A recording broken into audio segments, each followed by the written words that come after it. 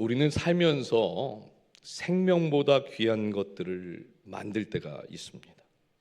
그것이 사상일 수도 있고요, 성공일 수도 있으며 때로는 돈이 될 수도 있습니다.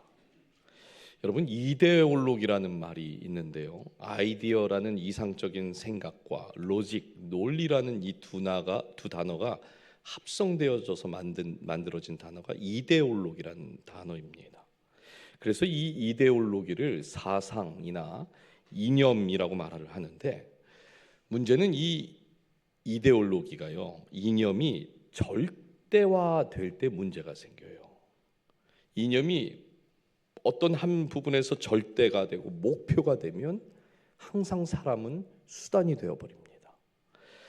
역사를 돌아보면 종교적인 이념 때문에 수많은 사람들이 희생된 일들이 있었죠. 어떤 사람들은 신앙을 위해서라면 생명을 빼앗는 것도 정당하다고 말하는 사람들이 있습니다. 무슬림의 폭탄 테러 같은 경우를 우리가 보게 되죠. 근데 여러분, 사랑을 말하는 그 종교가 생명을 도구로 삼는다는 것이 이게 말이 되는 걸까요? 오늘날 꼭 종교가 아니더라도요, 비슷한 일들이 사실 많이 일어납니다. 우리의 삶에도 이미 많은 이데올로기, 이런 이념들이 있습니다. 학력주의, 성공주의, 민족주의, 특별히 물질주의. 여러분, 돈을 얻기 위해서라면 다른 사람 하나쯤 희생되어도 괜찮다, 이렇게 생각하는 사회를 우리가 살아가고 있어요. 그래서 오늘 우리가 진지하게 질문해야 할 것이 있는데, 사람의 생명은 도대체 얼마나 귀한 것인가 하는 겁니다. 첫 번째 우리에게 주시는 하나님의 교훈은 사람은 소유의 대상이 아니라 하나님의 소유가 된다라고 하는 것이에요. 사실 다른 계명과는 달리 이 살인과 관련된 계명은 이미 창세기에서 하나님께서 말씀을 하셨는데요, 창세기 9장 6절에 이런 말씀이 있어요. 다른 사람의 피를 흘리면 그 사람의 피도 흘릴 것이니 이는 하나님이 자기 형상대로 사람을 지으셨음이라. 사람의 생명을 해하는 자는 반드시 뭐라고 말합니까? 생명으로 갚아야 한다, 이렇게 말씀합니다. 하나님께서 이렇게 말씀하시는 이유가 뭘까요? 하나님의 형상대로 사람을 창조하셨기 때문에 그래요. 지금 이 창세기 9장은 하나님께서 노아와 그의 가족들에게 말씀하시는 장면인데, 이 말씀을 우리가 좀 더 잘 이해하기 위해서는 창세기 1장에 나오는 말씀을 먼저 좀 보면 좋습니다. 창세기 1장 29절에 이런 말씀이 있어요. 하나님이 이르시되 내가 온 지면에 씨 맺는 모든 채소와 씨 가진 열매 맺는 모든 나무를 너희에게 주노니 너희의 먹을거리가 되리라. 여러분, 우리는 원래부터 고기 먹던 사람이 아니었답니다. 충격을 안 받으시네요. 저는 굉장히 이 말씀을 보고 충격을 받았는데, 하나님이 육식을 허락하시기 전까지 우리는 채식만 먹던 사람이었죠. 그런데 창세기 9장 3절과 4절에 이렇게 말씀하세요. 모든 산 동물은 너희의 먹을 것이 될지라 채소같이 내가 이것을 다 너희에게 주노라. 그러나 고기를 그 생명되는 핏째 먹지 말 것이니라. 창세기 9장에 와서야 사람들은요, 채소도 먹고 육식도 먹을 수 있게 되었는데, 하나님께서 뭐는 먹지 말래요? 생명되는 핏째 먹지 말아라 그래요. 이 말씀이 무엇일까요? 사실 고기는 어느 정도 피가 있어야 맛있는데, 이 생명이 피에 있으니까 그 피를 먹지 말라고 하는 걸까요? 생명에 대한 소유권이 하나님에게 있기 때문입니다. 즉, 동물은 먹을 수가 있지만 생명의 소유권이 하나님께 있기 때문에 그 피는 땅에 버리든지 땅에 파묻어야 했어요. 이 말씀을 마치신 후에, 하신 다음에 바로 다른 사람의 피를 흘리지 말도록 해라, 이 말씀을 하신 겁니다. 하나님의 형상에 대해서 일반적으로 이런 해석들을 하죠. 사람은 동물과 다르게 창조되었다, 존귀하게 창조되었다, 하나님의 형상을 따라 창조되었기 때문에 함부로 대하면 안 된다. 동물의 피를 흘리는 것, 사람의 피를 흘리는 것은 엄청난 차이가 있다 이렇게 해석을 해요. 여러분 한번 생각해 보십시오. 하나님께서 먼저 동물에 대한 처분 먹어도 된다 이러면서 사람에게 넘겨주셨습니다. 그러니까 너희가 잡아서 이제는 먹을 수 있다 이렇게 말씀하시고 나서는 바로 살인을 하지 말라 그러셨다는 거예요. 이 말은 사람에 대한 처분권은 하나님이 절대 주시지 않는다는 겁니다. 즉 누구도 사람에 대한 소유권을 주장할 수 없게 하나님이 하셨다는 거예요. 이해가 되시죠? 구체적인 증거가 바로 하나님이 자기 형상대로 사람을 창조하셨다 하는 그 말씀에 있는 것이죠. 이것이 매우 중요합니다. 왜냐하면 모든 인간은 그 소유권이 하나님께 있다라는 말인 것과 동시에 사람이 사람을 소유할 수 없고 그 어떤 사람도 우리가 마음대로 처분할 수 있는 것이 없기 때문이에요. 그래서 하나님은 사람 사이의 관계를 그 가장 잘 지키기 위해서 먼저 살인하지 말라고 금지하는 그 명령을 주신 거죠. 문제는 우리가 하나님께 속한 존재라는 사실을 잊어버릴 때입니다. 두 번째 교훈인데요. 문제의 원인을 밖에서 찾는 순간 죄가 자라기 때문입니다.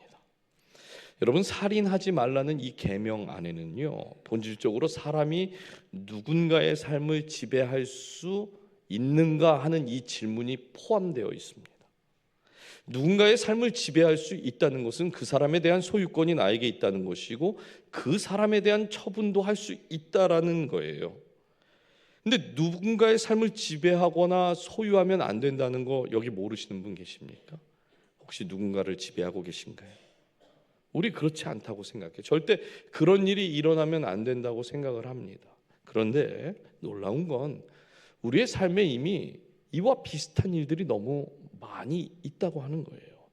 여러분 가정 안에서 남편과 부부가 다투는 여러 가지 문제들이 있겠지만 그 문제의 본질이 뭔지 아십니까? 배우자의 삶을 지배하고 싶은 마음이 내 안에 있는 거예요. 심지어 내 자녀니까, 내가 낳은 내 자녀니까 부모 마음대로 키우는데 그게 뭐가 문제냐고 말하는 세상입니다.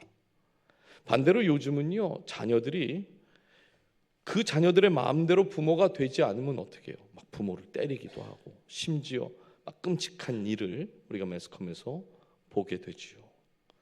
여러분 왜 우리의 인생에 이렇게 누군가를 죽이는 끔찍한 일들이 벌어지게 되는 걸까요?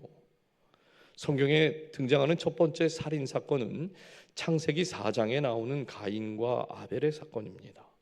가인과 아벨이 하나님께 같은 날 예배를 드렸죠. 잘 아시는 것처럼 하나님께서 가인과 가인의 제사는 받지 않으시고 아벨과 아벨의 제사를 받으셨습니다. 가인은 자신과 자신의 제사가 하나님께 거절된 이유 때문에 분노를 하게 되었고 결국 어떻게 됐죠? 아벨을 죽이게 되었어요. 여기서 제가 질문을 하나 드릴게요. 가인의 제사를 거절하신 이유가 아벨 때문입니까? 아벨 때문에 하나님께서 가인의 제사를 거절하신 걸까요? 그렇지 않죠. 하나님은 제사보다 제사를 드리는 그 사람이 문제가 있다 이렇게 말씀하셨습니다. 가인도 아벨처럼 하나님이 보시기에 문제가 없었다면 가인의 예배도 하나님께서 기쁘게 잘 받으셨을 거예요. 근데 문제가 뭐예요? 가인은 그렇게 생각하지 않았다는 거예요. 아벨 때문에 자신이 거절당했고 사실 아벨이 가인에게 잘못한 게 뭐가 있을까요? 그냥 평소에 그냥 가인을 계속 무시했기 때문에 그래서 가인이 화가 난 걸까요? 성경에는 그 어떤 기록도 하지 않습니다. 아벨은 아무 잘못이 없었는데 가인은 아벨만 없으면 자신과 자신이 드린 그 제물이 거절당하지 않았을 것이다 이렇게 믿었던 거예요. 그래서 결국 인류의 첫 살인 사건이 일어나게 된 것이죠. 창세기가 모든 역사의 시작을 말하는 책이라는 점에서 우리에게 참 귀한 책입니다. 가인과 아벨이 이 살인 사건을 통해서 우리는 죄의 본성이 무엇인지를 분명하게 알게 되는데 정말 인정하기 싫으시겠지만 우리도 가인 같은 마음이 있다는 거 아십니까? 여러분, 문제가 생기면 문제의 그 원인을 나에게서 찾지 않고 우리도 밖에서 찾으려고 합니다. 여러분, 이것이 가인의 방법인 거예요. 내가 뭘 잘못했길래 하나님이 날 거절하셨을까? 그 문제의 원인을 나에게서 만약에 가인이 찾았다면 하나님께서 가인에게 답을 주셨을 거라 저는 믿습니다. 근데 문제의 원인을 자신에게서 찾지 않고 밖에 있는 아벨에게서 그 문제의 원인을 찾았다는 거죠. 우리의 삶에도 수많은 문제들이 있습니다. 그 문제들이 찾아올 때마다 여러분은 답을 어디서 찾고 계신가요? 요즘은 제가 부부싸움을 거의 할 기회조차 갖지를 못합니다. 오늘은 제가 다른 부부의 이야기를 할 수 없기에 오늘은 어쩔 수 없이 저희 집 부부의 이야기를 조금 과장해서 하지만 저희 집에는 항상 평화가 흐르고 기쁨과 사랑이 넘치는 가정이라는 것을 꼭 아시기 바라요. 자, 가끔 제가 아내와 갈등이 있으면 사실 저부터도 제 안에서 답을 찾기까지가 꽤 시간이 걸려요. 갈등하는 순간에는 큰 싸움이 벌어지면 안 되니까 일단 제가 말을 안 하면 좋겠는데 주로 말을 안 하는 사람은 아내입니다. 예. 그러니까 감정이 올라간 상태에서 서로 이야기하면 100% 더 좋지 않는 결과가 나온다는 게 우리 아내의 이야기예요. 저는 빨리 풀어버리고 싶은데, 그러니까 저는 계속 쫓아다니는 스타일이고 아내는 사실 피하는 스타일이에요. 제가 1부 때는 거꾸로 얘기했어요. 사실은 제가 1부 때는 아내가 안 들어왔는데 2부 때는 아내가 여기 있으니까 거짓말하면 안 되잖아요. 그러면 사실 아내가 피하기 때문에 이제 저도 이제 말을 안 하게 되고, 말을 안 한다고 해서 제가 문제가 있다는 것을 인정하는가? 또 그건 아니더라고요. 계속해서 아니 내가 뭘 그렇게 잘못했지? 내가 잘한 게 사실 한 20가지 되는데 왜 지금 나한테 이러는 걸까? 이 생각밖에 들지가 않습니다. 그래서 내 안에서 문제를 찾기까지가 꽤 시간이 오래 걸려요. 여러분 어떠신가요? 내가 문제가 있다고 생각하는 사람은요, 사실 답도 금방 찾게 됩니다. 그래서 대부분 감정적으로 정리가 안 된 상태에서 밖에서 그 문제의 원인에 대한 답을 찾으려고 하면 어떻게 되는 거예요? 계속 감정이 쌓이고 그러다 보니까 내가 생각할 수 없는 지경까지 가고 극단적으로 가서 아주 끔찍한 그런 일을 벌이게 되는 것이죠. 그 사람만 없으면 내 문제가 해결될 것 같고 그 사람만 없으면 내가 거절당할 것 같지 않은 거예요. 여러분, 이것이 가인이 가지고 있었던 방법이고 가인의 문제였습니다. 혹시 지금 가정 안에서 갈등하고 있는 그런 분들이 계실지도 모르겠어요. 내 배우자와 갈등하고 내 자녀와 갈등하고 있다면 여러분 누구 때문에 갈등한다고 생각하십니까? 앞에서 말씀드렸지만 나 때문에 갈등한다고 생각하는 사람 거의 없다는 거예요. 나 때문이라고 생각하면 문제 푸는 것이 사실 쉬워집니다. 여러분, 내가 신앙생활하기 전에 사람이었다면 그 문제의 원인을 밖에서 찾는 것, 그것이 당연합니다. 결혼을 했으면 가정을 위해서 서로 맞추며 사는 것이 맞다고 생각을 하면서도 나의 약점을 배우자가 이야기할 때 안에서 훅 하고 올라오잖아요. 저는요, 치약을 쓰면 뚜껑을 닫아야 하는 스타일이에요. 오늘 아침에도 이빨을 닦기 위해서 봤더니 치약 뚜껑을 안 닫아놨어요. 여러분, 그러면 속에서 아니 왜 이 치약 뚜껑을 안 닫아놔가지고 앞에 치약이 마르게 하지? 제가 올해 결혼 23년 차입니다. 23년 동안 이 생각을 하는 거예요. 하지만 우리가 예수 그리스도가 나의 구주가 되시고 그래서 내가 거듭난 사람이라고 인정을 한다면 모든 문제에 대한 그 원인을 밖에서 찾을 게 아니라 나에게서 찾아야 한다고 믿는 겁니다. 가장 중요한 이유가 있다고 말씀드렸죠.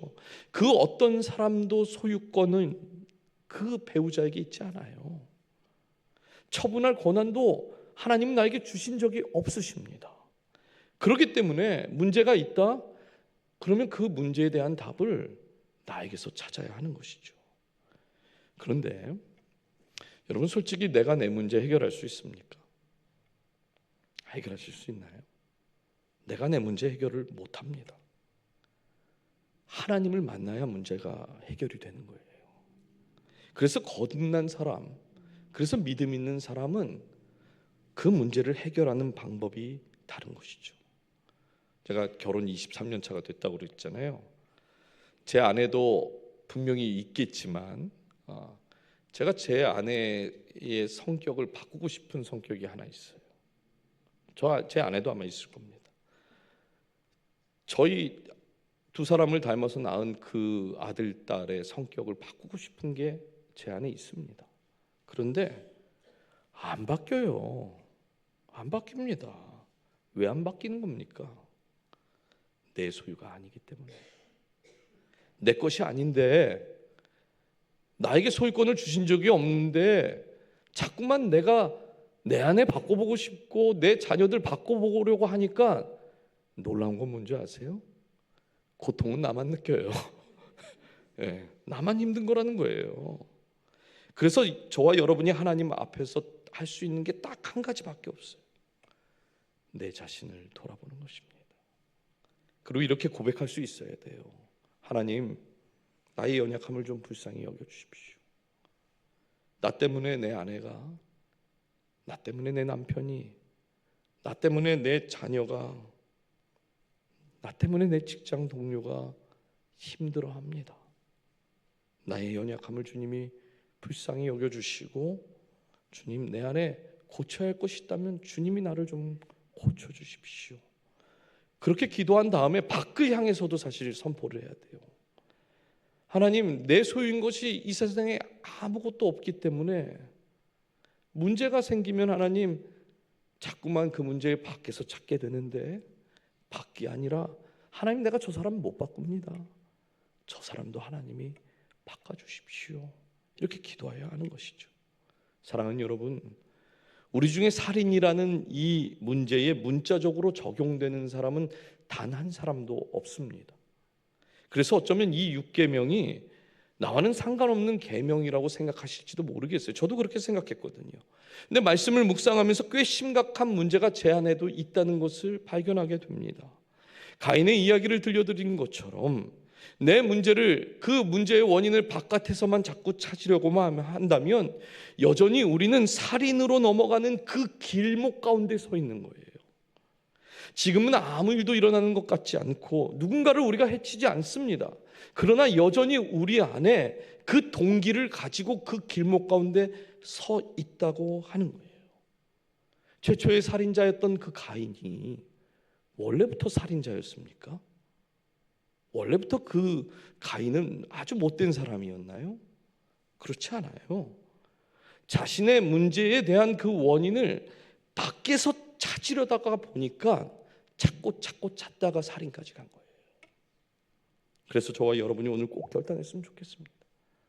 우리의 문제를 밖에서 찾으려고 하는 그 노력, 여러분 과감히 끊어버리셔야 돼요. 과감히 끊어버리셔야 됩니다. 그리고 나와 아주 가까운 사람, 배우자, 자녀가 내 소유가 아니구나, 이것도 분명히 하시길 바라요. 그렇다면 여기서 이제 질문이 하나 생기게 되는데, 사람을 문제의 원인으로 삼게 될 때에 우리의 마음속에는 도대체 어떤 일들이 발생하게 되는 것일까? 마지막 우리에게 주시는 하나님의 교훈은, 사탄은 죄의 감정을 통해서 우리를 지배하려고 한다는 거예요. 사탄은 죄의 감정을 통해서 우리를 지배하려고 합니다. 예수님께서 마태복음 5장 21절 22절 우리 다시 한번 보실까요? 옛사람에게 말한 바 살인하지 말라. 누구든지 살인하면 심판을 받게 되리라 하였다는 것을 너희가 들었으나 나는 너희에게 이르노니 형제에게 노하는 자마다 심판을 받게 되고 형제를 대하여 나가라 하는 자는 공회에 잡혀가게 되고 미련한 놈이라 하는 자는 지옥불에 들어가게 되리라. 놀라운 건 당시 유대인들도요, 이 살인을 문자적으로만 이해하고 있었다는 것입니다. 누군가를 죽이지 않으면 내가 6계명을 어긴 것이 아니다. 나하고는 아무 상관없다. 이렇게 생각을 했는데 지금 예수님이 뭐라고 하시죠? 단순히 사람의 생명을 뺏는 것 말고도 누군가에게 분노하고 누군가를 판단하고 누군가에게 가치 없다고 생각하는, 또 가치 없다고 말하는 것, 이것이 이미 살인이다 이렇게 말하고 있습니다. 그리고 예수님은요, 분노만 위험하다고 지금 말한 것이 아니라 22절에 뭐라고 그랬냐면 라가라 하고 그랬어요. 라가. 이 라가라는 말은요, 미련한 놈, 이 머리가 빈 놈, 가치가 없는 놈. 제가 욕하는 거 아니에요. 예. 이런 뜻이에요. 이렇게 말하고 이렇게 생각하는 것도 예수님은 다 그거 살인과 똑같은 거다 이렇게 말씀합니다. 여러분 한번 생각해 보십시오. 하나님께서 죄로 가득한 우리, 이미 죽었던 그 우리를 다시 살리기 위해서 하나님이 내어놓으신 것이 무엇입니까? 하나밖에 없는 독생자 아들 예수 그리스도예요. 그러면 하나님은 죽을 수밖에 없고 죄가 가득한 저와 여러분을 어떤 가치로 생각하신 거죠? 하나님의 아들과 똑같은 가치로 여겨주신 거잖아요.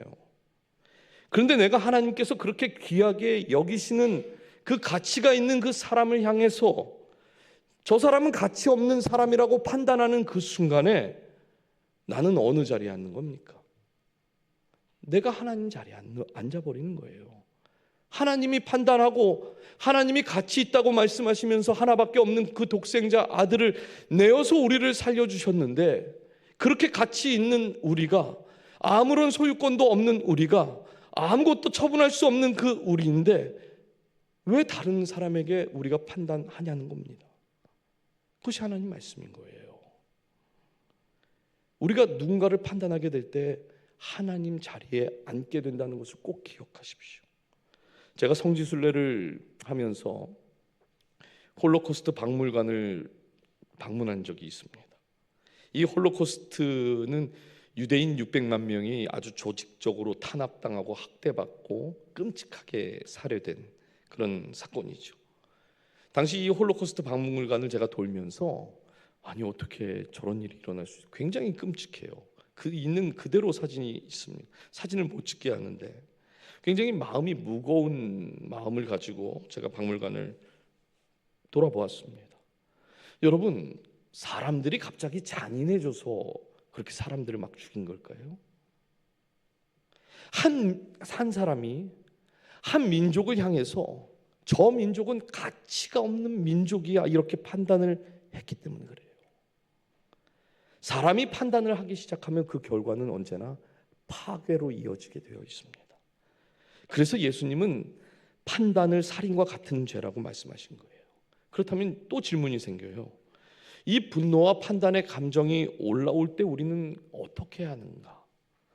가인이 아벨을 죽이기 직전에 하나님께서 가인에게 이런 말씀을 하셨습니다. 창세기 4장 7절인데요. 내가 선을 행하면 어찌 낯을 들지 못하겠느냐? 선을 행하지 아니하면 죄가 문에 엎드려 있느니라.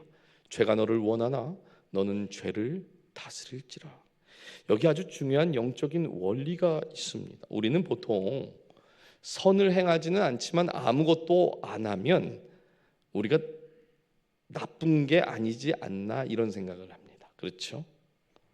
우리는 선은 행하지는 않아도 내가 누군가를 해하지 않는다고만 가만히 있으면 나쁜 사람은 아니다 이렇게 생각을 해요.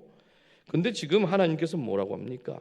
죄가요, 문 앞에서 이렇게 엎드리고 있다가 우리의 기회다 싶으면 훅 하고 튀어나와서 우리를 확 잡아버린대요. 여러분, 죄는 항상 나를 원합니다. 죄는 항상 내 배우자를 원해요. 죄는 항상 우리의 자녀들이 넘어질 그 순간을 원한다는 거예요. 그래서 우리가 죄의 길로 가지 않기 위해서는 아무것도 안 하는 것이 아니라 반드시 뭘 하라고 하는 것입니까? 선을 행해야 돼요. 선을. 죄가 너를 원하나 죄가 죄를 다스릴지어다. 여기 두 번째 아주 중요한 영적인 원리가 있어요. 우리가 죄를 못 다스린다고 우리는 생각하거든요. 우리가 통제할 수 없는 영역이라고 생각하는데 하나님께서 가인에게 지금 뭐라고 하십니까? 죄를 다스릴 수 있다고 그래요. 다스릴 수 있는 그 능력을 이미 주셨다. 그게 뭐예요? 선을 행하는 거. 선을 행하는 거. 여러분, 죄를 다스리지 못하면 결국 어떤 사람 되는 겁니까? 나쁜 사람 되는 거예요. 나쁜 사람. 그래서 우리는 늘 선한 일을 생각하고 늘 선한 행동을 해야 하는 것입니다. 근데 여기서 우리가 반드시 기억해야 할 것이 하나 있어요. 선의 기준은 내가 아닙니다. 제가 대학 다닐 때 10년 동안 전철을 타고 다녔어요. 인천에서 서울까지. 근데 전철을 타면 이게 껌을 타시는 분들이 있죠. 그러면 이렇게 무릎 위에다가 껌을 이렇게 올려놓습니다. 이렇게 올려놓으면 제가 기분이 좋은 날은 그 껌을 사드려요. 밖에서 뭐 100원, 200원인데 1,000원, 2,000원에 사줘야 되는 거예요. 기분이 좋으니까 그걸 샀어요. 그럼 제가 불쌍한 사람을 도와줬으면 저는 어떤 사람이에요? 착한 사람, 좋은 사람, 선한 사람이에요. 근데 하루는 기분이 되게 안 좋아요. 또 껌을 올려놨습니다. 제가 그것을 안 사줬어요. 기분이 안 좋으니까. 그러면 저는 불쌍한 사람을 보고도 안 도와줬으니까 어떤 사람이에요? 왜 저보고 나쁜 사람이라고 하세요? 네, 나쁜 사람 되는 거잖아요. 그러니까 선의 기준이 나에게 있으면 나는 선한 사람도 됐다가 나쁜 사람도 됐다가 이러는 거예요. 그래서 선의 기준은 하나님에게 있고, 성경에서 말하는 선은요, 나쁜 일을 했냐 좋은 일을 했냐가 아니라 늘 언제나 하나님과 연결되어 있느냐, 하나님과 잘 연결되어 있으면 그것이 선이고, 죄를 지면 하나님과 어떻게 돼? 끊어져 버리잖아요. 그러니까 죄인이 되고 나쁜 사람이 되는 겁니다. 결국 가인의 문제가 바로 이거였던 거예요. 선의 기준이 하나님이 아니라 자기 자신이 되었기 때문에 죄가 원할 때에 그 죄를 다스리지 못하고 죄에게 자신을 내어준 것이죠. 사랑하는 여러분, 화를 내지 않는 사람이 성숙한 사람입니까? 아니요, 성경은 그렇게 이야기하지 않아요. 화가 나도 그 분노를 죄에게 넘기지 않는 것이 성숙이다, 이렇게 이야기합니다. 에베소서 4장 26절과 27절 말씀 한번 읽어주실까요? 시작.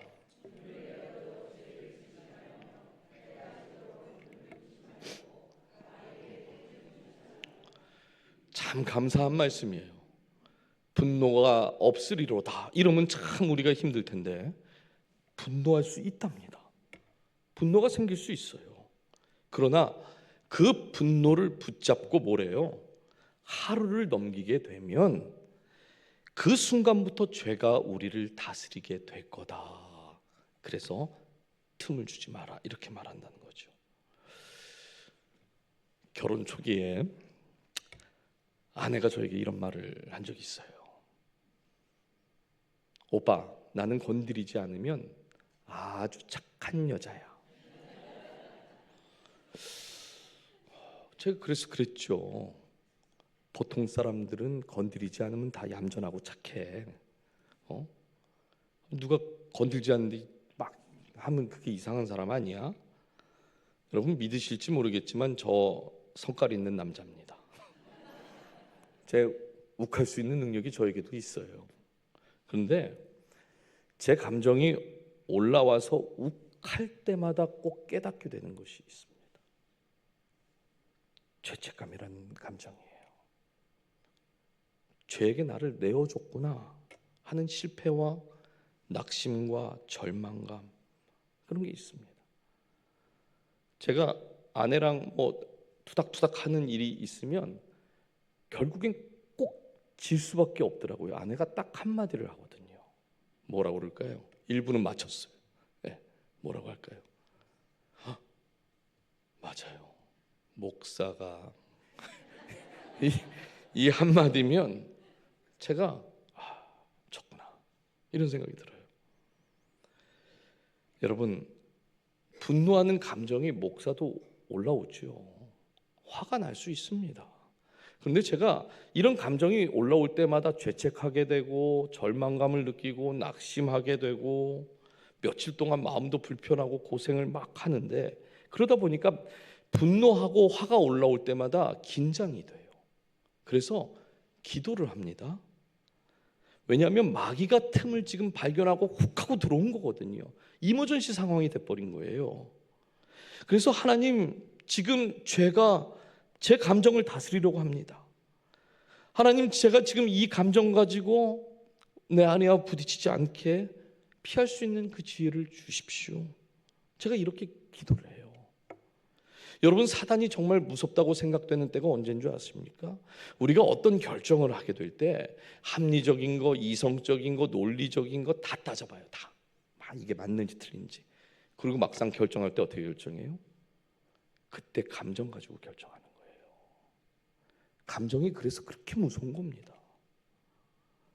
분노라는 감정, 질투라는 감정, 내 자존감이 막 떨어지는 것 같은 그런 감정, 슬픈 감정, 이런 감정들이 막 올라오게 될 때에 우리가 해야 할 것은 딱 한 가지밖에 없어요. 조용히 하나님 앞에서 그 모든 감정들이 가라앉을 때까지 기다리며 기도하는 것밖에 없어요. 왜요? 내가 내 문제 해결 못하니까. 내가 내 문제를 해결할 수 없는 그런 연약한 존재니까. 하나님, 그런데 해결하고 싶은데 이 감정을 어떻게 못합니다. 주님이 이 감정 가라앉도록 도와주세요. 사랑하는 여러분, 감정은 개인의 문제로 절대 끝나지 않아요. 감정이 정리되지 않으면 결국 우리 안에 있는 모든 관계를 무너뜨리고 하나님 앞에서 예배해야 되고 하나님 앞에서 선을 행해야 되는 우리의 그 모든 예배 삶이 흔들리기 시작합니다. 그러므로 감정이 올라오는 순간 그 감정을 가볍게 여기지 마십시오. 그 감정이 여러분을 다스리게 내버려 두지 마십시오. 여러분을 다스릴 분은 오직 한 분 하나님밖에 없는 줄 믿습니다. 하나님이 다스려야 할 그 인생이 왜 감정이 우리를 다스리게 놔두냐는 거예요. 싸우기 전에 기도하고, 말하기 전에 멈추고, 판단하기 전에 한 번 더 하나님을 바라보십시오. 싸울 맛이 안 날 겁니다. 제 친구는 부부싸움을 하면 꼭 존댓말을 한다고 그래요. 평소엔 반말을 하는데. 그래서 왜 존댓말을 해? 그랬더니 싸울 맛이 안 난대요, 존댓말을 하면. 그래서 조금 하다가 재미없다고 멈춘다고 합니다. 싸우기 전에 기도하고, 말하기 전에 한번 멈추고, 판단하기 전에 하나님을 한 번 더 바라볼 수 있는 저와 여러분이 되기를 주님의 이름으로 축복합니다. 이제 말씀을 맺겠는데요, 살인하지 말라는 계명은 단지 한 사람의 생명을 빼앗지 말라는 말씀이 아닙니다. 오히려 이 계명 안에는 아주 분명하게 긍정적인 메시지가 하나 있어요. 마가복음 10장 45절인데요. 한 목소리로 한번 읽어볼까요? 시작. 도리어 섬기려 하고 자기 목숨을 많은 사람의 대속물로 주려 합니다. 아멘. 우리의 정체성은 다른 사람의 생명을 빼앗고 상처 주는 것이 우리의 정체성이 아니랍니다. 나 때문에, 나의 선함 때문에, 나의 그 모든 그 내어주고자 하는 그 마음 때문에 다른 사람이 낙심의 자리에서 일어나고, 상처받은 사람이 나 때문에 그 상처가 치유되고, 죽으려고 했던 사람이 그 죽는 걸 포기하고 다시 살려는 마음을 갖게 하는 것, 이것이 우리의 정체성이고 예수 그리스도께서 저와 여러분에게 주신 것이 바로 이것이에요. 우리가 예수님의 생명을 통해서 죽을 수밖에 없던 우리가 생명을 얻었잖아요. 그냥 생명입니까? 영원한 생명을 얻었어요. 그것만큼 귀한 것이 없는데, 그 정체성이 이미 있는데 왜 우리가 죄가 나를 다스리게 하고, 나로 인해서 상처받고, 나로 인해서 자꾸만 넘어지게 되는 겁니까? 여러분, 나로 인해 배우자가 숨을 쉬고, 나로 인해서 자녀가 안전함을 느끼고, 나로 인해서 다른 사람이 더욱 존귀해지는 그런 삶, 하나님은 우리에게 그런 성도의 모습을 기대하고 계신 줄 믿습니다. 그래서 오늘 우리가 이 예배를 마치고 돌아갈 때에 나는 사람에게 낙심 주고 상처 주고 사람을 해하는 그런 존재가 아니라 낙심한 사람도 세우고 절망한 사람도 일으켜 세우는 그런 존재로 부름받은 사람이라는 고백, 그런 고백으로 우리의 삶, 우리의 가정, 우리의 교회에 그런 은혜가 가득 넘치기를 주님의 이름으로 축복합니다. 우리 시간